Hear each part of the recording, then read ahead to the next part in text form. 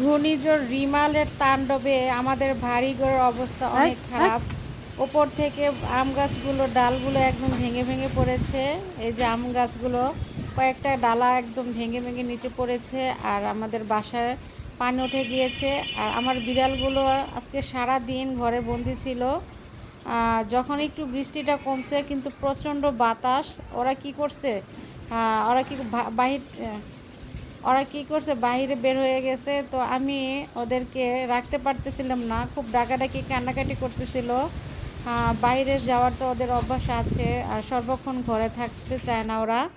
তো আমি ছেড়ে দেওয়ার পর দেখলাম ওরা বাইরে অনেক দৌড়াদৌড়ি করতেছে। এই যে তনু, তনু আবার একটু দৌড়াদৌড়ি কম করে, কিন্তু বাইরে যাওয়ার জন্য খুবই কান্নাকাটি করে। ওরা আবার ঘরে বেশি মন টেকে না, একটু হলো বাইরে যে ঘুরি করে আসবে। তো এই যে এখানে হচ্ছে আপনার লিলি আর টুকি, ওরা একটু দৌড়ানো বেশি করে। আর লিলি টুকি ওরা অনেক দৌড়াদৌড়ি করতেছে উঠোনে উঠোনে, কিন্তু বালি ভেজা। আর নিচের এই সাইডটাতে কিন্তু পানি আছে, আম গাছগুলো থেকে ঝরে ঝরে বৃষ্টি পড়ছে। আকাশেও অনেক বৃষ্টি আছে, থেমে থেমে বৃষ্টি হচ্ছে, আর বাহির অনেক বাতাস। ওরা অনেক দৌড়াদৌড়ি করতেছে, কিছু করার নেই, কারণ ওরা আজকে সারাদিন ঘরের ভিতর থেকে অতিষ্ঠ হয়ে গেছে। এই জন্য আমি ইচ্ছে করেই ঘরে আর ডাকাডাকি করে নিয়ে আসতে চাই নাই।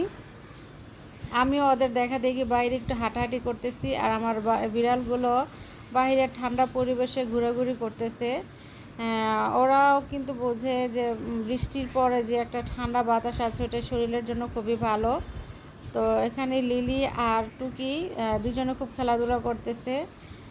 ঘূর্ণিঝড় রিমাল যে এতটা তাণ্ডব হয়ে দাঁড়াবে, মানুষের যত ক্ষয়ক্ষতি করবে কখনো ভাবতে পারিনি।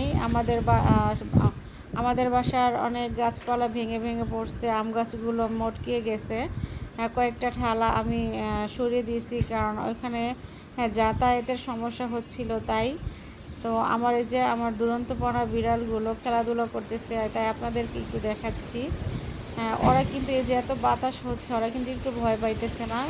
ওরাও বুঝতেছে যে এখানে কোনো ভয়ের কারণ নাই। এই যে দেখেন অনেক বাতাস, অনেক বৃষ্টিটা একটু কিছুটা কমছে, আর অনেক বাতাস। আর আমাদের বাসায় 6 থেকে 7টা আম গাছ আছে, এই আম গাছগুলোর উপরে সব ঝড় তুফান যাচ্ছে।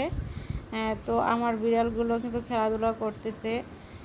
আপনাদের বিড়াল কি ঘরে আছে নাকি বাইরে যাওয়ার জন্য অতিষ্ঠ হয়ে গেছে? অবশ্যই কমেন্ট করে জানাবেন।